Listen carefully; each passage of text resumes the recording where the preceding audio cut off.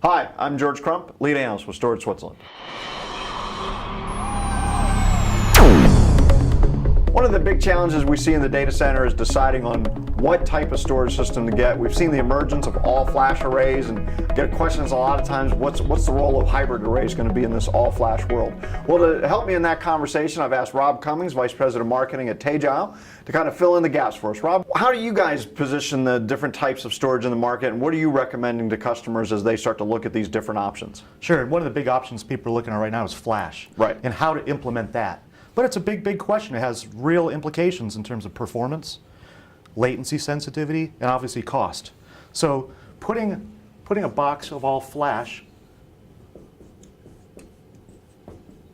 is great.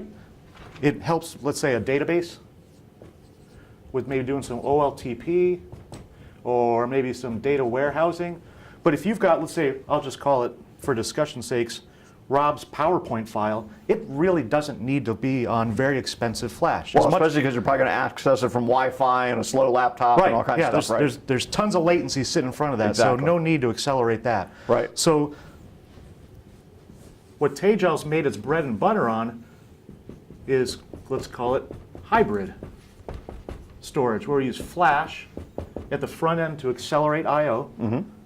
And then we've used spinning disk in the back end to resolve dollars per gigabyte on the back end. So you get an all-flash experience, usually about 90 to 95% of the time. Mm-hmm. And then every so often you have to dip down to disk for the capacity that's not accessed that often. And well, one of the things that I've seen there as we talk to people about that is, because people think, oh, well, the whole world's going to go all flash, but that doesn't necessarily mean that the hybrid guys are left out of the equation, right? Because you guys don't have to have hard drive as a second tier, right? Right. So just a few months ago, we announced our T-Series,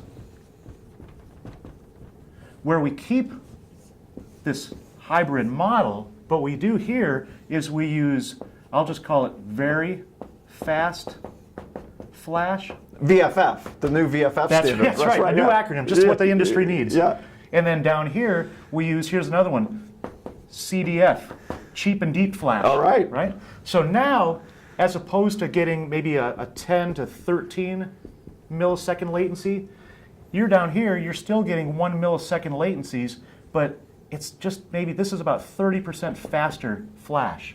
So now we've broken the mold that says hybrid equals flash plus disk. Okay. What we believe, and this is our architectural premise, we build a company around this, is the premise that hybrid is not flash and disk. Hybrid is a performance layer and a capacity layer. And it's our job to find the best dollars per IOP media up here, the best dollars per gigabyte media down here, and then our IntelliFlash software does all the data management, so you're not in this whole ILM challenge of trying to figure out where does the data belong, how often do I migrate it up or down. Our software does that.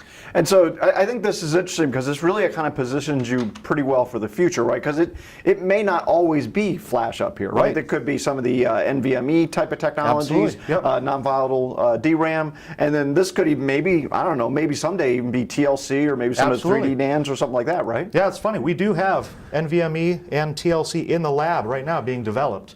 So you can see that the architecture at a very basic level is what I'll call future-proof. And we'll just keep riding the technology curve on performance and capacity to resolve those things that have always been at tension, performance and capacity. Does it make sense to go beyond two tiers, like maybe flash, a fast, and then maybe hard drives? Do we go that far? Well, I'll take it one step further. There's no reason that can't happen either. So just basically a connection out to the cloud and dump it out there. Right, absolutely. Fascinating. Yep. Well, and that, of course, then that just drives the price per gigabyte down even further at that point, right? Right. So while Tegile does have all flash for these types of applications, and that's great, and we love it, this to us is very, very interesting, and I think has a more integrated future in how people manage their storage in an entirety, as opposed to this is purpose-built for accelerating those critical applications. Right. Whereas this, mixed workloads in a virtualized environment, virtual desktops, file, just big data, all that, really, really aligns to this very nicely. Well, I think one of the things I find interesting about your products is I could start here and then add these things later, right? Yeah, the T-Series is very interesting. You can start with a system that looks just like this, and then you can add a capacity layer later on. Right.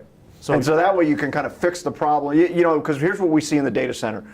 When people are buying flash, there's a specific problem. Somebody's screaming, they're mad, and the IT guy just wants to, you know, kind of make it go away. Yeah, make that pain stop. And so flash is the quickest way to get there. And then once you solve that pain, then you can kind of look back and go, okay, wait a second. I didn't really need to get all flash. Right. Maybe I add this or a cheap and deep flash tier after that. Does that make sense? That's right. We have this notion we call compromise nothing, where you can start here, make that performance problem go away, and you can, from a connectivity standpoint, compromise nothing. You can get at it over fiber channel, iSCSI, NFS, CIFS. We're just implementing SMB3 for a Hyper-V now.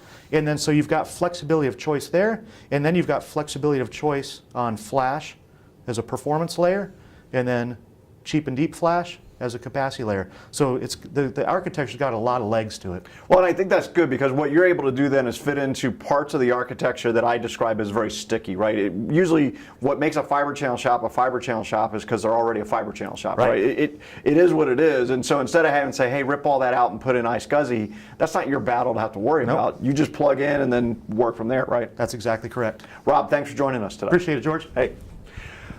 I'm George Crump, lead analyst with Storage Switzerland. Thank you for joining us.